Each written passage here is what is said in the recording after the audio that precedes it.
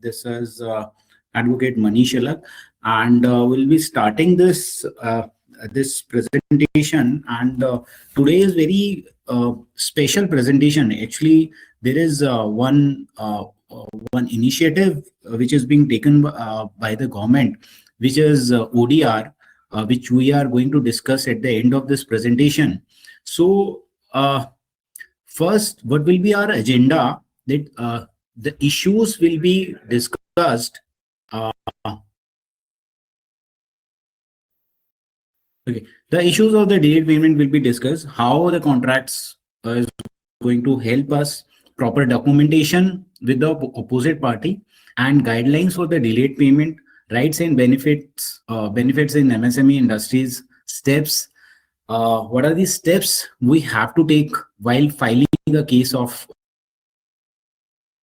payment, and ways to protect future litigation, how we can do our recoveries from other acts as well, apart from this delayed payment, and where to approach about in case we are dealing with MSME Development Act, means tribunal or MSME FCs, and ODR schemes. Next slide. Next slide. Can we have a next slide, please? Yeah. So what we are looking for in this particular webinar, see, what first and foremost thing is the emotional, physical, and financial stress which we go through because of the non-payment by the buyer. First of all, this is the utmost important thing that we have to go through it. All the legal options. Second, all the legal options which are available with the traders, manufacturers, and the service provider. Sorry for the spelling mistake. And knowledge and strategies to get your money back from different tools. Basically, different strategies, how we can strategize so that we can get our money back. And fourthly, there how to convince your opposite party, means your buyer, that how we can avoid litigation and convince our buyer so that he can pay us. We are going to discuss the demand notice, invoice, and agreement. What clauses we can add. Next slide, please.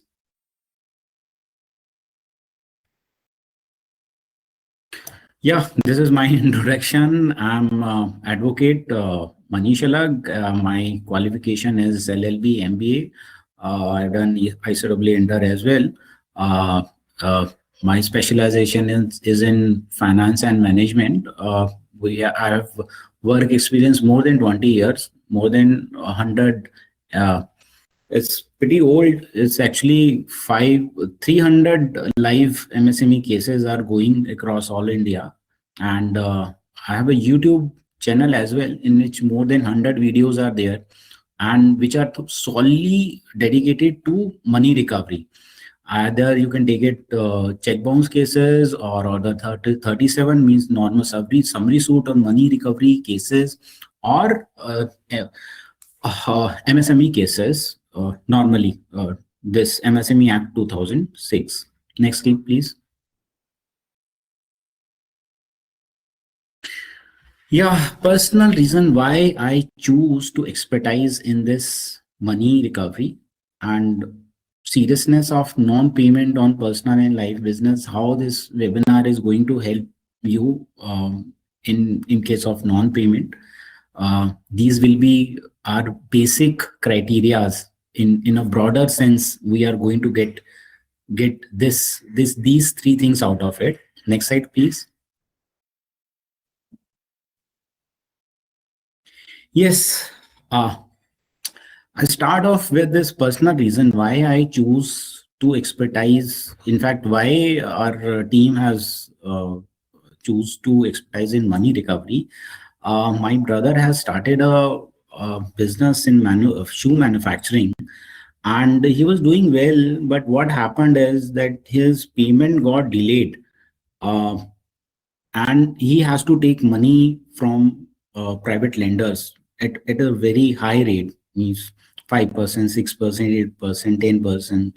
And the circle of that payment was, getting tougher and, complicated month on month, year on year. So ultimately, uh, around 1 crore of this uh, our liability stood. For that we have to sell off our one of our property as well. So that was very you know uh, emotional and very bad phase in our life. So I was very disturbed with this fact. So how is it possible a businessman knows that, his profit margin and everything he knows, then how come it is possible that he can incur so much of loss? Means the main criteria which came was of delayed payment. If the payments are coming timely or more or less, within time, or if the payment is getting late, if you are getting interest on it, good substantial interest, even then your business will not face any such, big issues. So that this is a personal reason, and I'll be committed whole of my life in this. So that is the reason I'm very passionate about it. And every day, every moment, I'm looking for how I can, make opposite party to pay. So this is the actual reason. Next slide, please.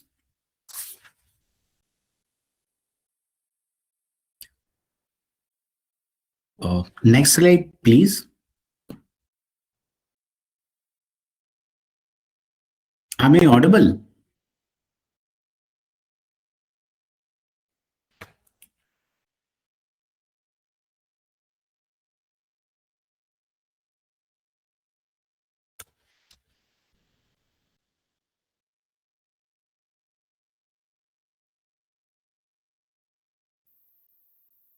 Am I audible?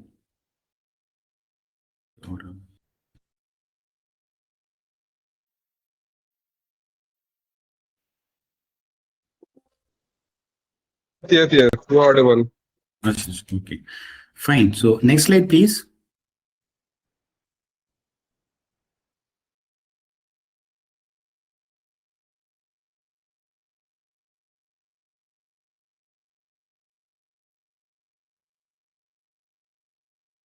Next. Next slide. I'm so sorry, friends. Actually, the technical error has happened and this PPT is not running on my laptop. I'm so sorry for that. So that is the reason I have to, tell that. Again, next. Yeah, but in front of me, this. The slide hasn't changed, Shashank.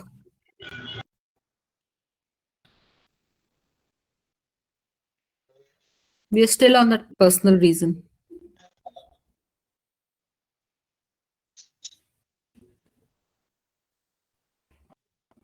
Okay, now. Yeah.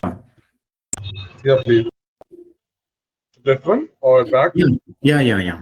So what we are looking for again, I think this is.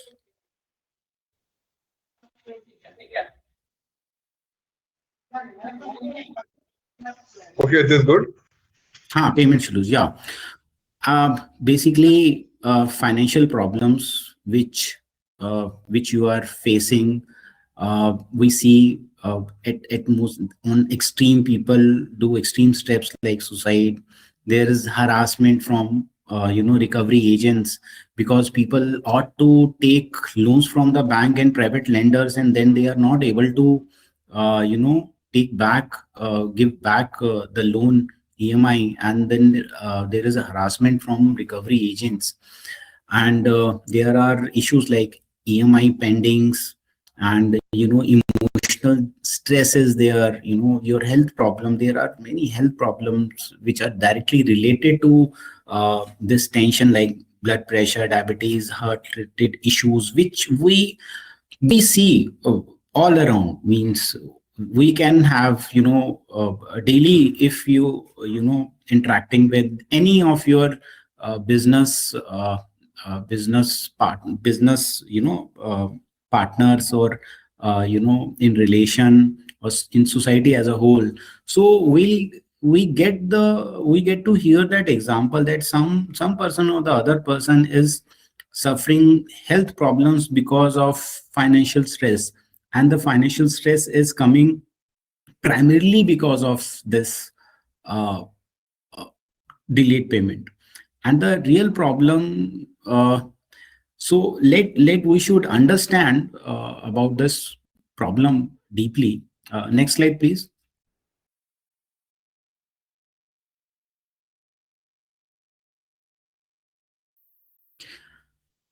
After this webinar, you are going to, you'll not be that helpless. You will be having ideas of how there are, legal options which are available, how you can, on your own act and advocate yourself with opposite party, your buyer. There are tactics upon which we can, do actively, make it it is have a, habit in our business, this thing, how we are going to, do this as a, regular sort of habit in our business, so that, delayed payment issues are not coming. And next slide, please.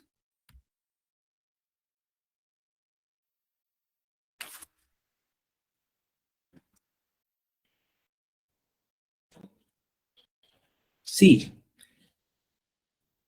now we'll see that money recovery, either business or personal, if you have check, then we have two options. We can file a check bounce case, which is under section 138 of Negotiable Instrument Act in court, and simultaneously we can file civil suit as well in court. And in court, again, we have two options for civil litigation. You can file a case in normal district court, either order 37 or money recovery suit, or we can file this case in MSME Facilitation Council, which is according to MSME Development Act 2006. If your firm is a manufacturing or a service provider, is a MSME. Next slide, please.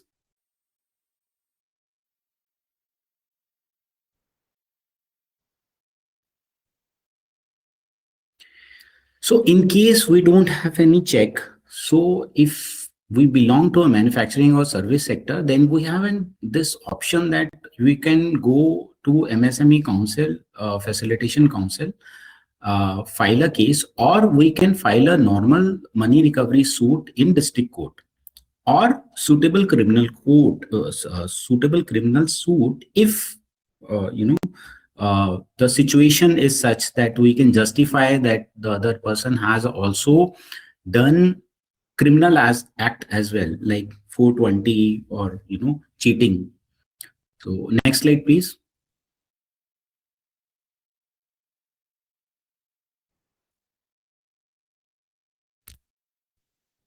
In case you don't have any check, and we belong to a trading sector, or it is personal, then we can file money recovery suit normal in district court and suitable criminal court case. Next slide, please.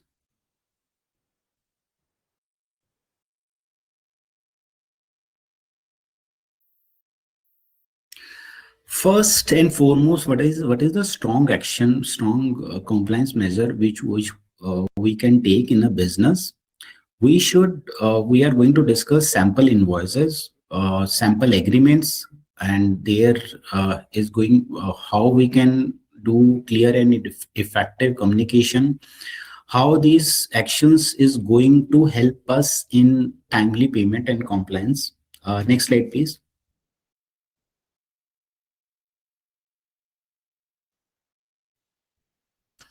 See, these are some of the clauses which we can put in our invoices, like payment terms, invoices due within 15 days, checks must be clear. The sample invoices, what I'll request is we can skip this, because we can provide you the sample invoices as well as sample agreements as well, in which we have discussed various clauses which you can put in your invoices as well as in your agreements, which is suitable to you.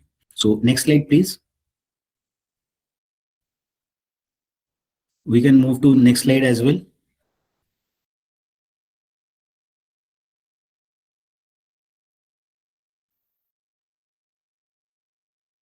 Again, next slide, because these are the sample invoices which we are going to provide you in case you can contact us and we are going to email you.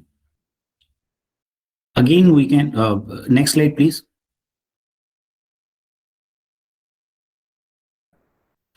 Yeah, action 2, persistent and proactive follow-up. So there must be regular and proactive follow-up with the overdue payments. And there are certain softwares like QuickBooks, Xerox, FreshBooks, etc. There are some of the software which is going to give you automated reminders to your buyers. And there is one more agency, one more point which is very important, which is in case your buyer is absconding, so you can take help of skip tracing agencies nearby you. Basically, you can Google it, just Google it, skip tracing agencies near me, and you can find out different agencies. Basically, these are detective agencies which are specialized in it, that whosoever your buyer has absconding, where his whereabouts are and how we can track him, and even we can find out his assets as well. So where he is working, where is his house, bank balance, and everything. So next slide, please. Manish, can I request you? There's a request from participants. If you can explain a little bit in Hindi also, like English can work for them. Okay, fine, perfect, fine. Thank you so much.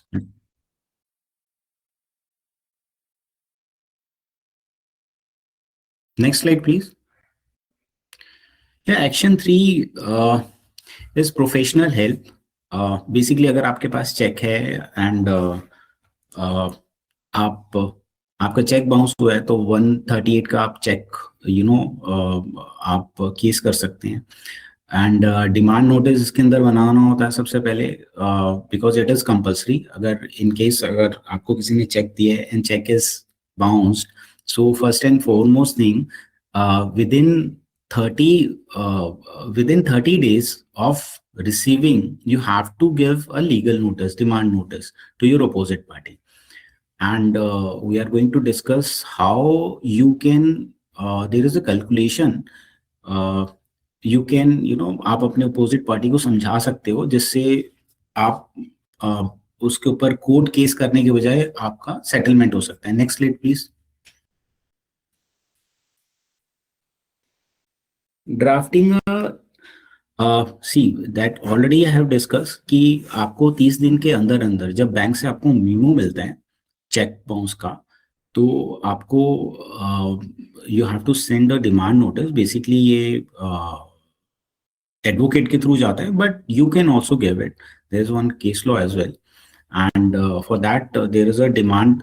In case you don't want to, अगर आपका मान लीजिए cheque amount is very less and you don't want to go to advocate, तो उसके जो भी parameters, जो ही important points हैं, वो हमने अपने एक सैम्पल डिमांड नोटिस में हमने वी हैव डिस्क्राइब दैट. तो in case you want you can mail it to us, हम आपको वो सैम्पल नोटिस दे देंगे. तो next slide please.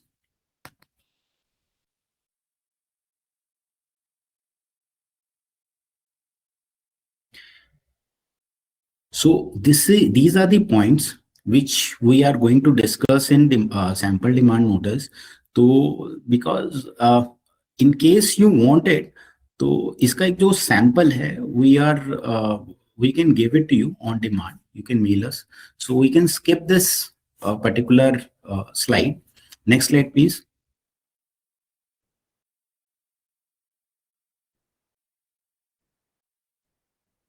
Yes, this is important. See, अगर आपकी अपोजिट पार्टी ने आपके ऊपर केस, आपकी अपोजिट पार्टी ने आपको चेक दिया है और चेक बाउंस हो गया है, तो will there is one calculation जो आप अपनी अपोजिट पार्टी को समझा सकते हो और कह सकते हैं कि बजाय इसके कि मैं आपके ऊपर लिटिगेशन करूं, इट्स बेटर कि हम सेटल कर ले. So this is how we can explain him. Suppose say we are taking example कि 2 लाख का चेक था, बाउंस हो गया. तो आप अपनी अपोजिट पार्टी से कहें कि सबसे पहले आपको 15 से 20,000 रुपए का तो एडवोकेट हायर करना पड़ेगा. This I am taking a scenario in case someone has given me a cheque of 2 lakh rupees और वो चेक बाउंस हो गया. अब मैं उस अपोजिट पार्टी के पास जा रहा हूँ जिसने चेक इशू किया है, मैं कह रहा हूँ मैं आपके ऊपर केस करने वाला हूँ, लेकिन आप जरा कुछ अगर ये कैलकुलेशन सुने तो इट्स बेटर कि हम सेटल मतलब नेगोशिएशन करके हम सेटलमेंट करते बजाय इसके कि हम लिटिगेशन में जाएं. तो सबसे पहले आप उन्हें कहें कि आप 15 से 20,000 का तो आप एडवोकेट हायर करेंगे अपोजिट पार्टी, प्लस जो इसके अंदर बेल करवानी जरूरी होती है since this is a criminal case, तो वो भी करीब करीब 10% ऑफ द चेक अमाउंट होता है. तो 2 लाख का 10% 20%, 20,000 हुआ. सो करीब 20,000 रुपए आपके एडवोकेट की फीस गई, 20,000 रुपए आपके बेल पे गए, 40,000 रुपए खर्च हो गए. प्लस एक और ऑप्शन होती है कि केस शुरू होते ही हम मांग सकते हैं उसे 20% of the cheque amount in advance as a मतलब खर्चा शो करने के लिए. तो अगर वो अप्रूव हो जाता है तो उसको उस केस में 40,000 भी देने पड़ेंगे हमें. तो 20, 40, 80,000 रुपए तो उसकी शुरू में ही लग जाएंगे स्टार्ट होने से पहले. प्लस हियरिंग पे आएगा तो उसका बिजनेस लॉस भी होगा. देयर इज जिसके अंदर फाइन है which is 2 times of the cheque amount. तो मतलब 2 लाख का चेक है तो 4 लाख तक का उसको टोटल उसकी वो आ सकती है. प्लस अगर वो नहीं देता, अमाउंट नहीं देता वो, तो उसकी प्रॉपर्टी भी अटैच हो जाएगी, उसको जेल भी हो जाएगी. दीज और कैलकुलेशन जब आप अपनी अपोजिट पार्टी को समझाते हैं कि कुछ भी ना करते हुए 80,000 तो तुम्हारे 2 लाख में से लग ही गए, प्लस जो आपका खर्चा हो रहा है, जो आप बिजनेस लॉस कर रहे हो, प्लस आप इस चीज से बच के तो जा नहीं पाओगे, आपकी प्रॉपर्टी पे अटैच हो जाएगी. इस बेटर कि लिटिगेशन में जाने की बजाय आप इसको अभी सेटल कर सकते हैं. So this is how we can break a ice with our opposite party. See, our firm is, हमारी फर्म का या हमारा जो मेन हमारा कंसंट्रेशन होता है वो होता है नेगोशिएशन ओपन करने का. See, litigation is the last option. Litigation में हमें तब जाना चाहिए जब नेगोशिएशन का कोई भी द्वार जो है खुला नहीं होता. Only then we have to go for it.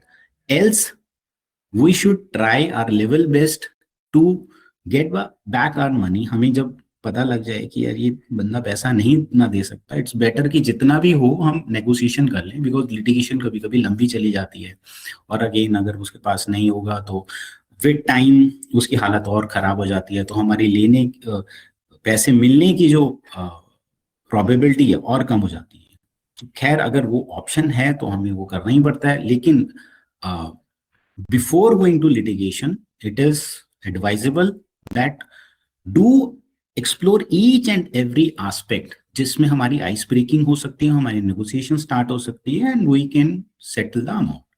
Next slide please.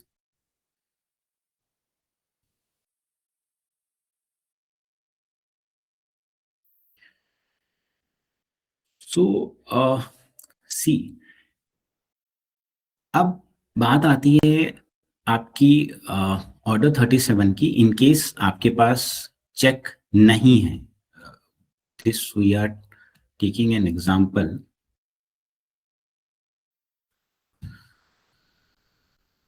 C, order 37 basically, in case you are a trader or a medium enterprise, because MSME development act जो है वो माइक्रो स्मॉल एंटरप्राइजेस पे ही लागू होता है, medium और large enterprise पे नहीं होता.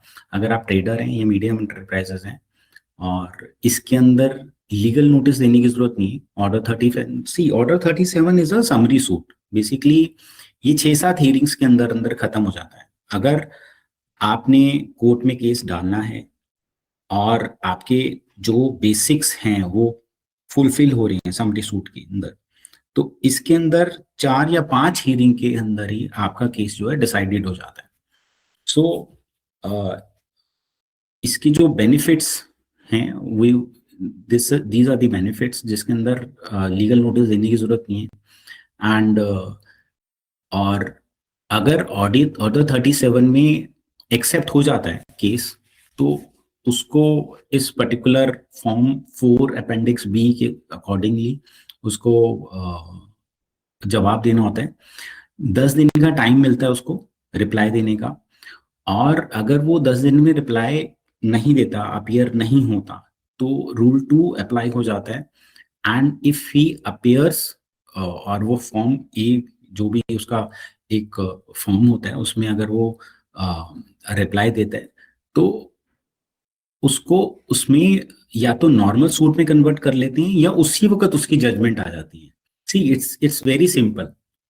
अगर ब्रॉडर सेंस में समझना चाहे ऑर्डर 37 क्या है, ऑर्डर 37 इज आपका सूट एक्सेप्ट हुआ, कोर्ट ने सम्मन दिया, कोर्ट ने 10 दिन का टाइम दिया, आके वो जवाब दे उसका. और अगर जवाब उसका सेटिस्फैक्ट्री होता है, कोर्ट को लगता है कि ये सेटिस्फैक्ट्री है, तो वो केस को आगे कन्वर्ट कर देगी नॉर्मल मनी रिकवरी सूट में. और अगर सेटिस्फैक्ट्री नहीं लगता तो उसी वक्त उसकी जजमेंट भी आ जाएगी, उसको वहीं एविडेंस के ऊपर लगा के जजमेंट भी दे देंगे. This is how fast the order 37 cases are.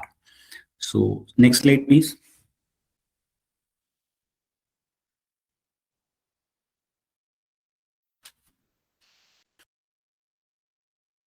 Am I audible? Next slide please.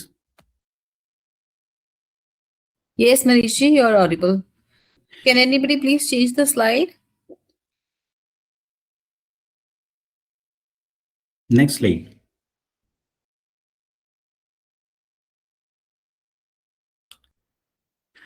We are coming directly to MSME Development Act 2006. What this particular act says.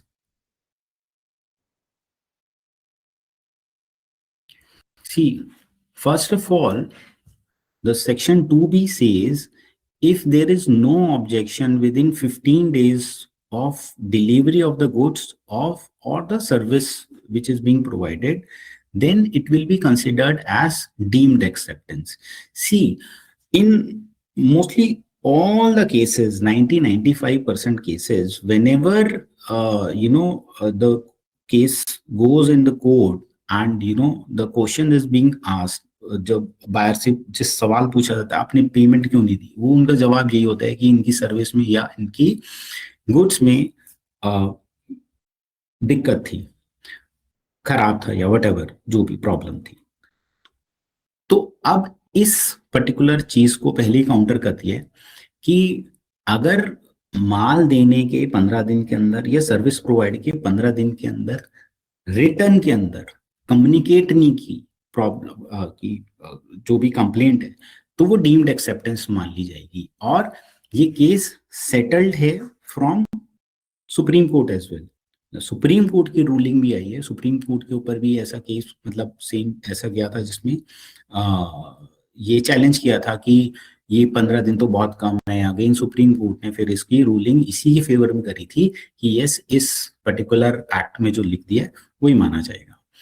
And section 16 says कि after 45 days of delivery आपको compounding rate के हिसाब से interest मिलेगा 3 times of the RBI का bank rate. Bank rate basically वो rate होता है जिससे कमर्शियल आरबीआई जो है वो कमर्शियल बैंक्स को लोन देता है।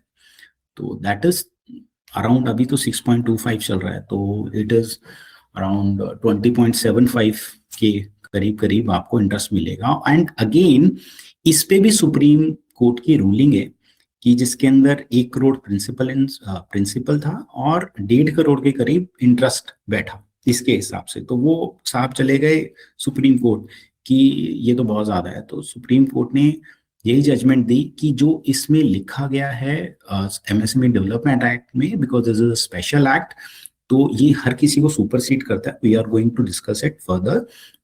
तो इसी की बात मानी जाएगी। अगेन आगे section 19 is also very important, जिसमें ये कहा है कि जब आपकी फेवर की डिग्री आ जाती है, जब भी एमएसएमई डेवलपमेंट एक्ट में आपने केस फाइल किया और सप्लायर की फेवर में केस आया और बायर को अब उसे चैलेंज करना है, अपील करनी है, तो उसे प्रिंसिपल और इंटरेस्ट का 75% जमा कराना पड़ेगा पहले, तभी उसकी प्रोसीडिंग्स स्टार्ट होंगी। तो कभी भी कोई एप्लीकेशन जाती है अपील की, तो पहली हियरिंग में ही ये कहा जाता है कि 75% अगर इन्होंने जमा कराया है तब तो ठीक है, और अगर नहीं कराया तो इनको कराना पड़ेगा, और नहीं कराते तो वो अपील मानी ही नहीं जाएगी, आगे नहीं चलेगी। सेक्शन 23 अगेन स्टेट्स की जो इंटरेस्ट देंगे इसके अंदर वो इनकम टैक्स में डिटेक्टेबल नहीं है, उसको एज अ एक्सपेंस नहीं ट्रीट कर सकते। And the most important section is section 24। Section 24 states कि सेक्शन 15 to 23 जो एमएसएमई डेवलपमेंट एक्ट का है वो ओवर एडिंग इफेक्ट है उसका किसी भी लॉ में, apart from IBC insolvency and bankruptcy code, उसको छोड़ के किसी भी लॉ में कुछ भी लिखा गया है वो नहीं माना जाएगा। जो भी आपके एमएसएमई डेवलपमेंट एक्ट 2006 में लिखा गया है उसकी जो क्लॉजेज हैं, जो भी सेक्शन कहता है, जो भी वो लॉ कहता है वही माना जाएगा। This is a supreme act above every act. So because of this is advisable कि आप जो नॉर्मल लिटिगेशन में चले जाते हैं, मनी रिकवरी सूट के अंदर या किसी के अंदर चले, देयर आर मेनी थिंग्स उसके अंदर, दुनिया भर के आप अपोजिट पार्टी एविडेंसेस ले आती हैं, चीजें बोलती हैं इसके अंदर, वो एंटरटेन होता है। फिर आपके जो भी आर्बिट्रेशन क्लॉज है, जो भी उसने लिखा हुआ है, सारी चीजें मानी जाती है। लेकिन इसके अंदर बिल्कुल नहीं माना जाएगा, इसके अंदर स्ट्रेट अवे वही चीज अप्लाई होगी जो इस एक्ट में लिखा हुआ है। सो this is the main advantage of this MSME development act. Again, next slide, please.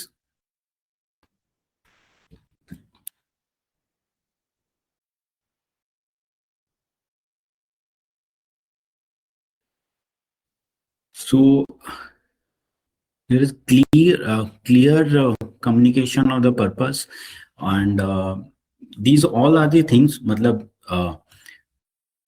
जो एग्री टर्म्स हैं हमारी वो यही हो गई हैं इसके अंदर। जब भी अगर एमएसएमई डेवलपमेंट एक्ट में आपका केस आया तो एग्री टर्म्स ये होगी कि 15 दिन के अंदर आपको बताना ही बताना है, रिटर्न में कम्युनिकेट करना है जो भी अगर कंप्लेंट है। एंड टाइमली पेमेंट की ऑब्लिगेशन है 15-16, मतलब timely payment in the sense कि अगर आप नहीं देंगे तो 45 दिन बाद आपका इंटरेस्ट का जो चक्कर है वो स्टार्ट हो जाएगा। अपील की रिक्वायरमेंट जो अपील की बताया है ये सेक्शन 19 के अंदर आता है कि 75% देने। Interest and tax treatment we have already discuss कि वो नहीं आएगा। Legal supremacy we have discuss section 24। Next slide please.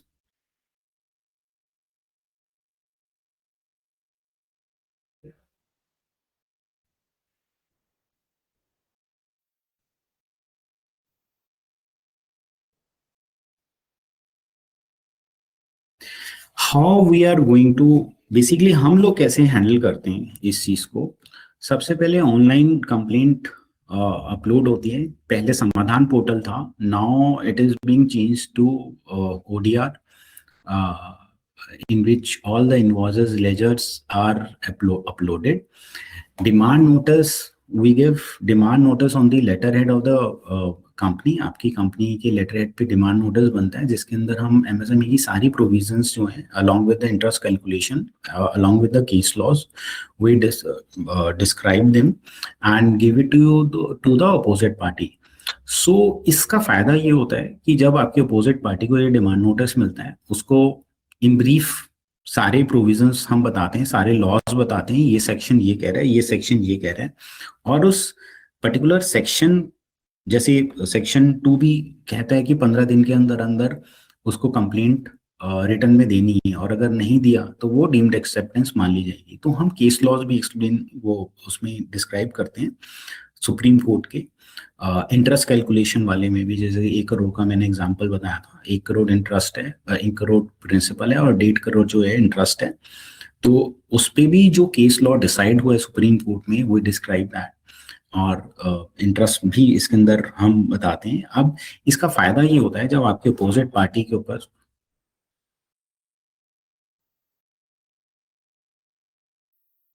The webinar is going on. Hello, Yes, Manishi. the slide has gone, I don't know what has happened. Shashank, please check where the slides are. He is still taking the presentation.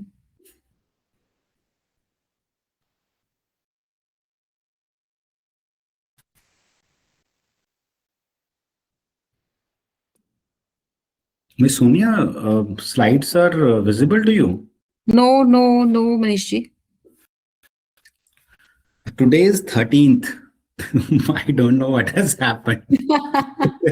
No My- problem. You're doing pretty well, so it's okay. Yeah. So, say now it is, I think, visible. Yeah, it is Okay. visible now, Manishi. हाँ जी. So उससे होता ये, जब आपकी opposite party के ऊपर demand notice जाता है, तो वो डिमांड नोटिस अपने लीगल डिपार्टमेंट के पास लेके जाएगा या फिर एडवोकेट के पास लेके जाएगा, और उससे वो ये सवाल जो सिंपल नहीं करेगा कि मेरे ऊपर किसी ने केस किया है, तो वो सवाल जो होते हैं बड़े प्रिसाइज होते हैं कि इस एक्ट में, इस जो डिमांड नोटिस आया, इस डिमांड नोटिस में ये चीज लिखी है कि इस सेक्शन के अकॉर्डिंग 15 दिन के अंदर अंदर अगर नहीं मिला, तो लिखित में अगर कंप्लेंट नहीं दी है, तो डीम्ड एक्सेप्टेंस मान ली जाएगी। I am just taking an example, और ये सुप्रीम कोर्ट ये जजमेंट भी आई है। तो क्या ये सही है या गलत है? तो जब उसके ये सवाल अपोजिट पार्टी एडवोकेट से होते हैं या लीगल डिपार्टमेंट से वो करते हैं, तो वो उनको बता देते हैं कि जो भाई साहब इसमें लिखा हुआ है, डिमांड नोटिस में लिखा हुआ है, वो बिल्कुल ठीक है, और आपको इसके अकॉर्डिंग देना ही पड़ेगा, या तो आप चुपचाप बैठ जाओ। तो चुपचाप बैठ भी जाओगे तो भी मतलब अल्टीमेटली तो हम जजमेंट लाके, डिक्री लाके आपके वो एसेट्स को वो कर ही देंगे, अटैच कर ही देंगे, तो उसके पास ऑप्शन नहीं होती। सो इन दिस वे आप एक प्रोटेक्शन ले लेते हो कि आपकी जो बायर को, अपोजिट पार्टी को कोई मिसगाइड नहीं कर सकता। अगेन उसके बाद दूसरा स्टेप होता है, वो हम लीगल नोटिस हम देते हैं अपोजिट पार्टी को, और लीगल नोटिस के अंदर हम कॉन्सिक्वेंसेस सारे बताते हैं कि इन केस अगर आप अभी भी चुप बैठे रहेंगे, नॉन पेमेंट अगर अभी भी आप कोई रिवर्ट नहीं करेंगे, तो हम एक्स पार्टी डिक्री ले लेंगे। एक्स पार्टी डिक्री का मतलब ये होता है कि अगर आप एक पार्टी नहीं आई, तो उस पार्टी की एब्सेंस में ही जजमेंट सुना दी जाती है। तो हम वो लेके कौन कौन से सेक्शन के अकॉर्डिंग आपकी प्रॉपर्टीज को, आपकी मूवेबल और इमूवेबल प्रॉपर्टीज को हम अटैच कर देंगे, हम वो चीज क्लियर कर देते हैं। उसके बाद हमारी फिर बातचीत होती है उनसे, अपोजिट पार्टी से, कि अगर वो लिटिगेशन से पहले अगर कुछ करना चाहता है। फिर उसके बाद होता है हार्ड कॉपी सबमिशन होता है फैसिलिटेशन काउंसिल में। अब तो खैर थोड़ा चेंज हो गया बिकॉज ODR आ गया। तो हार्ड कॉपी सबमिशन के बाद भी एक सम्मन जाता है आपकी अपोजिट पार्टी को थ्रू काउंसिल, जो भी रिस्पेक्टिव काउंसिल है, आपका हरियाणा है, यूपी है, दिल्ली है, बंगाल है, पुणे है, तो वहां काउंसिल से भी जाता है। सी, तो अब क्या हुआ, जस्ट इन 4 स्टेप्स में व्हाट हैज एक्चुअली हैपेंड, आपकी अपोजिट पार्टी को सबसे पहले एक मेल आई एमएसएमई के थ्रू कि आपकी कंप्लेंट आई है, आपने पेमेंट नहीं दी, आप 15 दिन में इसका जवाब दो, जो मिनिस्ट्री से आई है, एमएसएमई मिनिस्ट्री से मेल आई है। फर्स्ट। सेकंड, डिमांड नोटिस आया कंपनी के लेटर हेड पे, जिसने सारी एमएसएमई के प्रोविजंस क्लियर करके, हमने सारी चीजें क्लियर कर दी उसको। तीसरा, लीगल नोटिस आया एडवोकेट का, who is handling all these things, कि जिसके अंदर उसने सारा चीज बता दी कि अगर आप चुपचाप बैठे रहे तो हम किस तरीके से आपकी एसेट्स को अटैच कर लेंगे। उसके बाद डायरेक्ट जो लोकल काउंसिल है, पहले मिनिस्ट्री से आया था, अब जो लोकल काउंसिल है, जैसे हरियाणा का पंचकुला काउंसिल है, या फिर दिल्ली यूपी का अलग अलग हो गए, सहारनपुर हो गया, मेरठ हो गया, जो भी रिस्पेक्टिव काउंसिल होता है, उस काउंसिल से समन जाएगा उस अपोजिट पार्टी के पास।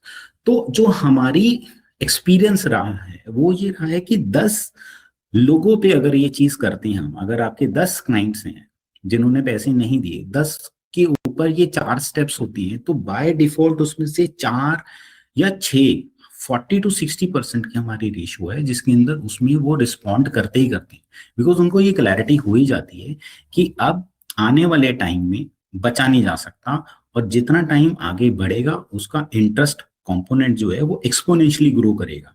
सो दिस इज हाउ, मैंने आपको शुरू में क्या कहा था, मैंने आपको ये कहा था कि हमें लिटिगेशन में इंटरेस्ट नहीं है, हमारा जो मेन फोकस है आपके बाहर से पैसा लेना है, और पैसा आपका आएगा जब तक आप प्रेशर एक बिल्डअप नहीं करेंगे साइकोलॉजिकली और लीगली अपने अपोजिट पार्टी के ऊपर, तब तक वो आपकी नेगोशिएशन टेबल जो है वो ओपन नहीं होगी। और इसके आगे कंसिलेशन हियरिंग्स होती हैं, 3 कंसिलेशंस होती हैं। कंसिलेशन बेसिकली एमएससी एफसी करवाता है, फैसिलिटेशन काउंसिल कराता है, और ये कंसिलेशन इज समथिंग, दोनों पार्टी को बुलाया जाता है, सारी चीजें पूछी जाती हैं और कहा जाता है आपस में आप सेटलमेंट कर लो, बिकॉज अगर आगे गए आर्बिट्रेशन गए तो आर्बिट्रेशन के अंदर आपकी जो इंटरेस्ट आएगा वो 3 times of the bank rate होगा, और वो बहुत ज्यादा होगा। तो if buyer wants to avoid it, so it's better कि कंसिलेशन में ही कर। तो आर्बिट्रेशन का भी है, जो आइडियली हमारा लॉ है वो ये कहता है कि 12 महीने के अंदर अंदर ऑर्डर जो है रिजर्व हो जाना चाहिए, और 18 महीने के अंदर वो प्रोनाउंस होना चाहिए। This is what the clause is. So this is a quick resolution. So next slide please.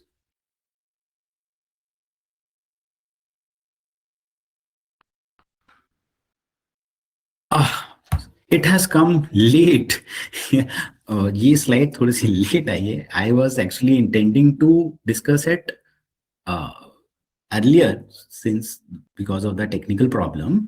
सो हमें ये चीज हमें पहले डिस्कस करनी, sorry because of technical problem मैं थोड़ा लास्ट में डिस्कस कर रहा हूँ। एमएसएमई की इंपॉर्टेंस हमारे इंडिया इकोनॉमी में, just I will give you the overview and these all facts and figures has been taken from the ODR site, जो गवर्नमेंट की साइट है ODR, जिसके अंदर आज की डेट में एमएसएमई डेवलपमेंट एक्ट की जो कंप्लेंट होती है वहां से ये सारे डेटा लिए गए हैं।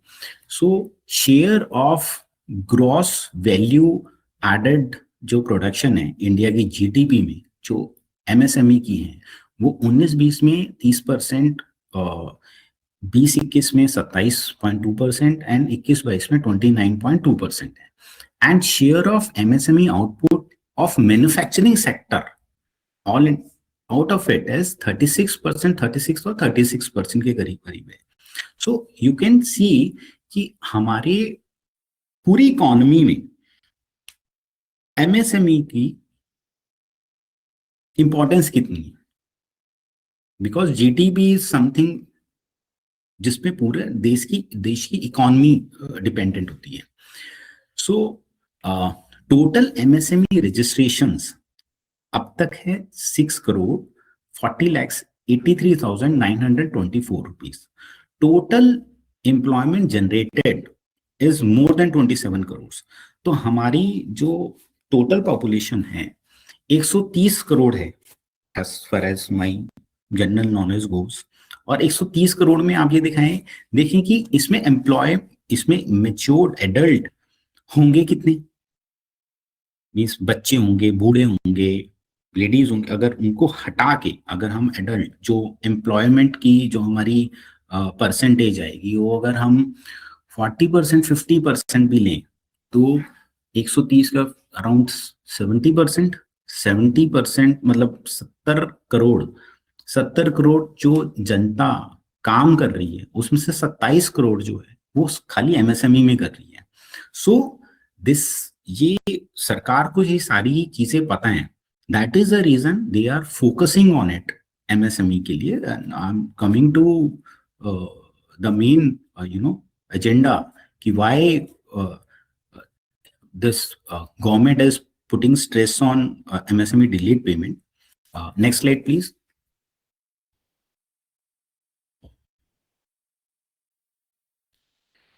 See, अगर MSME ये सारी सरकार बात कर रही है, सरकार को पता है, इट्स नॉट अबाउट कि हम बता रहे हैं, this is what this government knows कि अगर डिलेड पेमेंट ऐसी ही चलती रही तो ऑर्डर डिलीवरी डिफॉल्ट्स होंगे, जो भी ऑर्डर गए उसमें डिफॉल्ट्स होंगे। Loan repayment, the main thing the government is very really worried about, because loan के ऊपर ही पूरा सिस्टम बैंकिंग सिस्टम है। बैंक्स जो चलते हैं वो लोन पे चलते हैं और लोन की रीपेमेंट अगर टाइमली नहीं आई तो समझ लो आप बैंक क्रैश हो गए। बैंक क्रैश हो गए तो पूरी इंडियन इकोनॉमी ही क्रैश हो गई। It is very important for a government to maintain that. और हमारी गवर्नमेंट जो है अभी बिल्कुल सीरियस हो गई है। I am coming to the point कि what action the government has taken in this particular area. Workforce lay off since हमने देखा 60-70 करोड़ में से अगर 27 करोड़ जनता जो है वो एमएसएमई में ही काम कर रही है तो it becomes a very important chapter for issue for a government कि उसकी जो डिलेड पेमेंट की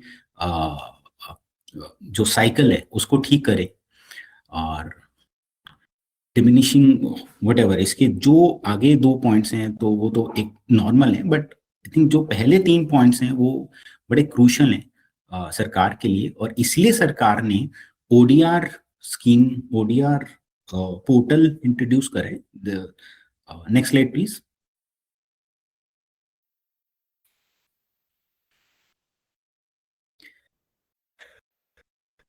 See, here we are talking of ODR. इसमें अभी मेंशन नहीं है। जो पहले हम समाधान पोर्टल में कंप्लेंट करते थे अब वो ODR उसमें कंप्लेंट होती है, पोर्टल में कंप्लेंट होती है। और बेसिकली इसको एक प्रॉपर ऑर्गेनाइज किया गया एमएसएमई डेवलपमेंट एक्ट 2006 के मैकेनिज्म को पैन इंडिया, पूरे इंडिया में पूरा ऑर्गेनाइज किया गया है। और इसकी जो एजुकेटिंग अथॉरिटी है वो काउंसिल है, फैसिलिटेशन काउंसिल है। और सी ये जो नई साइट है वो साइट बिल्कुल वैसे ही बना दी है जैसे हमारे नॉर्मल जो कोर्ट के केसेस ऑनलाइन जो हम फाइल करते हैं ये उससे भी सोफिस्टिकेटेड बना दी है। बिकॉज अब इसको 1 महीने से ऊपर हो गया, 1-1.5 महीने से ऊपर हो गया चलते हुए, and we are now successfully filing complaint on this particular site as well, ODR as well. तो इसके अंदर हर चीज के प्रोविजंस हैं, आप क्या क्या फाइल कर सकते हो, आप हर चीज स्टेटमेंट ऑफ क्लेम फाइल कर सकते हैं, आप एविडेंसेस दे सकते हो, जो भी व्हाटएवर आपके ई चालान हैं, आपके इनवॉइसेस हैं, आपके लेजर हैं, आपका कम्युनिकेशन है, इनफैक्ट आपके अपोजिट पार्टी ने कुछ वो करा है, आपकी जो भी वार्तालाप हुई है वो सारे के सारे ऑन उसमें कर सकते हैं, ऑनलाइन कर सकते हो।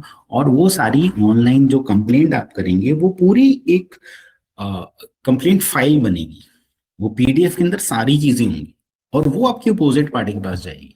तो आज की डेट में जो कंप्लेंट हो रही है, पहले से समाधान पोर्टल में कंप्लेंट हो रही थी, वो 2 पेज की कंप्लेंट हो रही थी, जिसके अंदर सिंपल बताया गया था ये इनवॉइस है और ये आपका बनता है और ये अपोजिट पार्टी है। अब आपके जो एडवोकेट हैं या जो आप फाइल करेंगे, जितनी चीजें आप देना चाहते हैं, आप चालान देना चाहते हैं, आप जो भी कम्युनिकेशन हुआ वो देना चाहते हैं, तो व्हाटएवर, वो सब की सब सारी चीजें उसके अंदर आती हैं। और इनफैक्ट इसके अंदर एफिडेविट देना भी compulsory, affidavit statement of claim, जिसके अंदर सारी चीजें आप बता सकते हैं कि ऐसे ऐसे हमारी ट्रांजैक्शन हुई, ऐसे ऐसे हुआ, हमने ऐसे डिमांड नोटिस दिया, हमने ऐसे लीगल नोटिस दिया। अब अपना डिमांड नोटिस, लीगल नोटिस तक आप दे सकते हो। और द फर्स्ट एंड मतलब the most important thing is कि आपकी अपोजिट पार्टी के पास जाएगा and the buyer can respond on it online.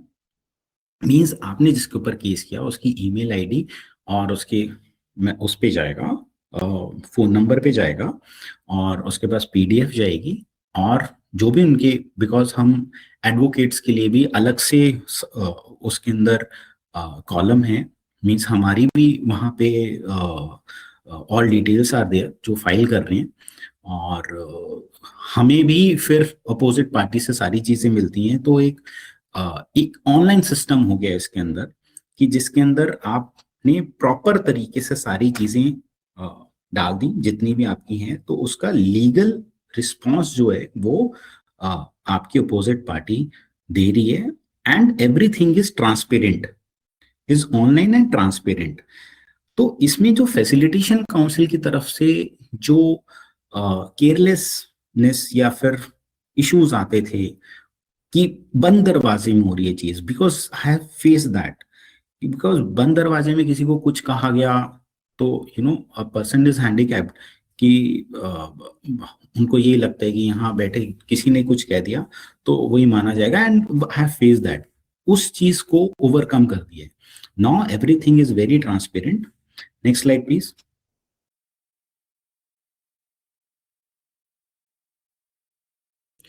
So again the ODR scheme जो अभी बनी है, आप अगर साइट इस पे विजिट करेंगे तो बेसिकली इसके अंदर सारी चीज डिजिटलाइज कर दी है, कि आप डिजिटली फर्स्ट ऑफ ऑल आप ऑनलाइन सारी चीज कर सकते हैं, दूसरा ऑनलाइन फाइल भी कर सकते हैं, और ऑनलाइन आपको रिस्पॉन्स भी मिलेगा, ऑनलाइन ही रिस्पॉन्स। और ऑनलाइन डिस्प्यूट रेजोल्यूशन की इतनी चीजें करनी है कि सो मच सो कि विद इन 30 डेज के बाद आप ऑनलाइन आपकी कंसिलेशन या आर्बिट्रेशन की प्रोविजंस भी they have worked out actually, but वो एक्चुअली ये सिस्टम कितनी देर लगाएगा प्रोसेस में आने के लिए, मतलब उस पे मैटर करेगा। But once this particular system, ODR system, is in full swing, believe me, it will surpass everything। Means इसके अंदर कोई आप कभी नॉर्मल कोर्ट में यू विल नॉट फाइंड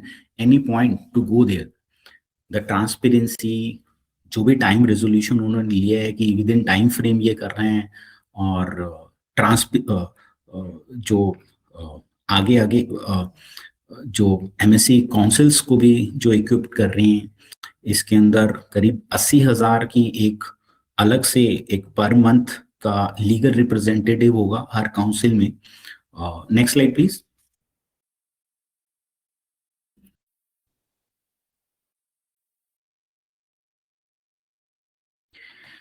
तो we are now discussing MSME ODR portal के advantages क्या हैं। Advantages, first of all it is digital guide, बात हो गया इसके अंदर हर चीज digitally they are catching up, कि you have to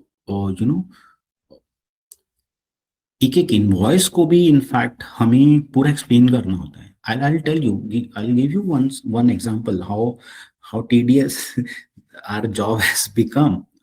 See, for one invoice, we have to file not only the date, not only the amount of it, कि उसकी डिलीवरी कब हुई, उसके 15 दिन कब हुए, उसके 45 दिन कब हुए, मीन्स 45 दिन के बाद इंटरेस्ट होगा उस पे, वो हमें बतानी होती है। 15 दिन बीत जाने के बाद मतलब now it is deemed acceptance, वो बतानी होती है। आपने एक्चुअली में इनवॉइस रेज कब किया, इनवॉइस आपका पहुंचा कब, मतलब माल कब पहुंचा या सर्विस कब दी, वो उसके अंदर अगर डिफरेंस है तो वो बताना होता है। और it's not that is compulsory, हमारा वो नेक्स्ट स्टेप पे जाएगा ही नहीं, it is so much in length. Affidavit is compulsory, it is something, अगर हमने एफिडेविट नहीं दिया तो complaint will not move ahead, complaint होगी ही नहीं। सो एक्चुअली में तो ये presentation I am just giving you, but I am just giving my means hands on experience how detailed this ODR platform is. So online conciliation का, mediation का, because अभी थोड़ा सा फैसिलिटेशन काउंसिल को they are taking time to understand it, but इसमें provision है, online mediation की provision है, ऑनलाइन आर्बिट्रेशन तक की प्रोविजंस हैं। अगेन द जो प्लानिंग, जो भी सिस्टम बने हुए हैं अभी ODR के अंदर, वो आपको लीगल हेल्प के लिए भी है। Means you can legally ask as well on your own कि मैंने ये कंप्लेंट फाइल करी है, इसके अंदर ऐसे ऐसे है।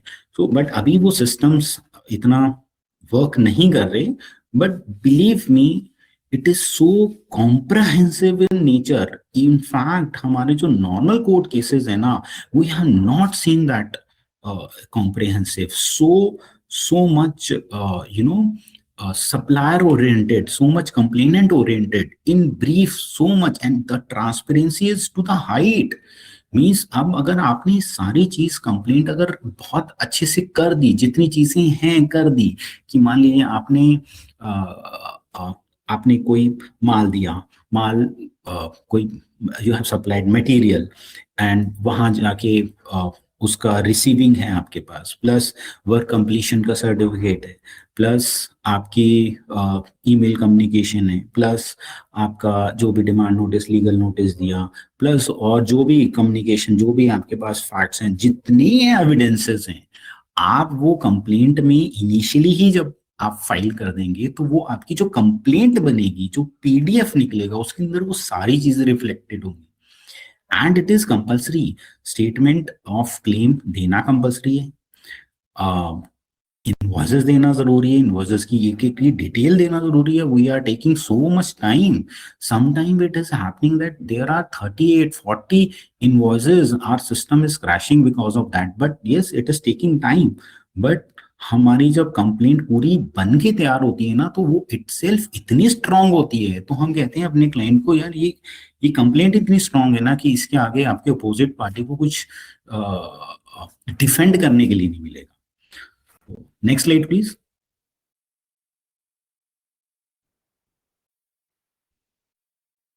See, these are the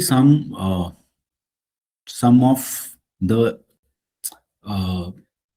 initiatives जो हमारी सरकार ले रही है इस पर्टिकुलरली ODR जो नया सिस्टम बना है फैसिलिटेशन काउंसिल को आगे वो करने के लिए। द अमाउंट इज स्मॉल, ये बेसिकली ये वो अमाउंट है जो पर एप्लीकेशन वो देगी। इसको हम इतना कंसिडर ना भी करें, but I think next slide में हमारा टोटल बजट है। Next slide please.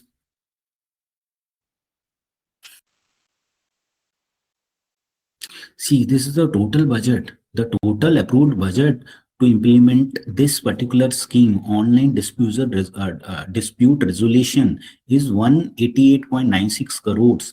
ये जो 190 करोड़ का जो अप्रूव हुआ है, ये आप ये समझ सकते हैं कि ये सिर्फ हमारे IT के लिए है। ये इतने करोड़ रुपए सिर्फ और सिर्फ कोई चीज बना नहीं रहे, नहीं कोई हायर नहीं करे, सिर्फ और सिर्फ जो ऑनलाइन जो हम सिस्टम बनाया ODR का, उसमें हम सारी चीजें कितनी इंट्रोड्यूस कर सकते हैं, उसको कितना हैवी बना सकते हैं, उसके अंदर ऑनलाइन जो हियरिंग्स हैं उसकी ऑप्शन, आर्बिट्रेशन ऑनलाइन की हियरिंग, और ऑनलाइन ही आपका डिक्री भी आ जाएगी, उन सबके लिए ये पर्टिकुलर चीज जो है अप्रूव्ड है। और believe me, most of the thing is working. I have seen myself, so you can see how much serious the government has become, because the government has realized कि अगर हमें इस देश को चलाना है तो MSMEs को हम इग्नोर कर ही नहीं सकते। 27 करोड़ जो हमारी एम्प्लॉयमेंट है वो यहाँ पे है, हमारा पूरा बैंकिंग, हमारी पूरी इकोनॉमी इसके ऊपर है, GDP ले लो या फिर बैंकिंग सेक्टर ले लो, all are dependent on it. And the core problem of this, now government has realized it कि the core problem is the delayed payment. So the government is coming in a big way to support this, and believe me, इससे बढ़ के I have not seen कि अगर ये जब भी proper implement होगा ना, believe me, the table will turn, जो हमने इतनी struggle देखी है, so things will be very, gloomy for MSMEs, especially in manufacturing and service sector. Next slide, please.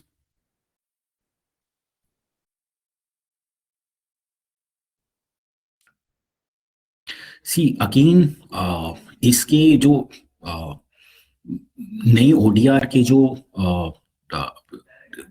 Features हैं, जो बेनिफिट्स हैं, वो एक तो देयर आर मेनी, मतलब मैं इनफैक्ट ये एक बहुत आई थिंक बहुत फॉर्मल सा हो गया, but I just explain you. It's जब भी सब प्री MSc FC, आपके MSc FC में जाने से पहले ही 30 दिन का आपका टाइम मिलता है, आप उसमें रेजोल्यूशन वो कर सकते हैं, सेटलमेंट कर सकते हैं। There is a cost effective is there. Ideally if you go to any court, district court में आप जाते हैं, आपके दुनिया भर के खर्चे होते हैं, again the time is there. Again सबसे बड़ी चीज बात तो है, क्लैरिटी नहीं होती है, आपको ट्रांसपेरेंसी नहीं है। Here the transparency is there, and there is a digital guided pathway, पूरा अनमैन्ड डिजिटल पाथवे है, पूरा आपको बता देगा कि इसके बाद, अभी वो इन प्रोसेस सिस्टम में नहीं आया मतलब, बट इट इज देयर, कि जिसके अंदर विद इन 30 डेज क्या रहेगा, आपको क्या करना है, किस तरीके से नेगोशिएशन वो रहेगी,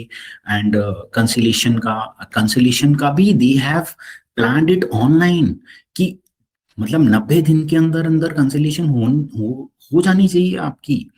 this is what they have planned it, कि ऑटोमेटिकली सारी चीजें चली जाएंगी, ऑटोमेटिकली आपको आपके अपोजिट पार्टी को सम्मन मिल जाएगा, वहाँ वीडियो कॉन्फ्रेंसिंग का आ जाएगा। This what they have actually planned, but उसको काउंसिल्स को देखना है रिस्पेक्टिव, तो वहाँ थोड़ा सा इशू आ रहा है अभी। It will take a time, कोई भी नई चीज आती है, it takes little time, but believe me, इन्होंने जो सिस्टम बनाया, it is something, it is beyond our imagination. हम एडवोकेट्स बड़े हैरान हैं कि इन्होंने इतना इन डेप्थ कैसे बनाया। इनफैक्ट हमारी each and every details they are taking for that, we have to register it. वो हमारे पास ही काफी एक्सेस है चीजों को करने का।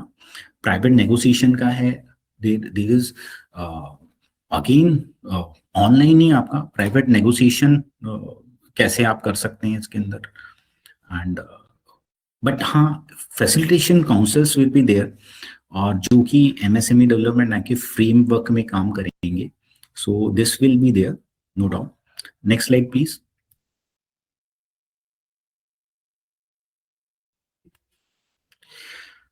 So again, this is something which is being, I think, repeated. We can skip it. Next slide, please.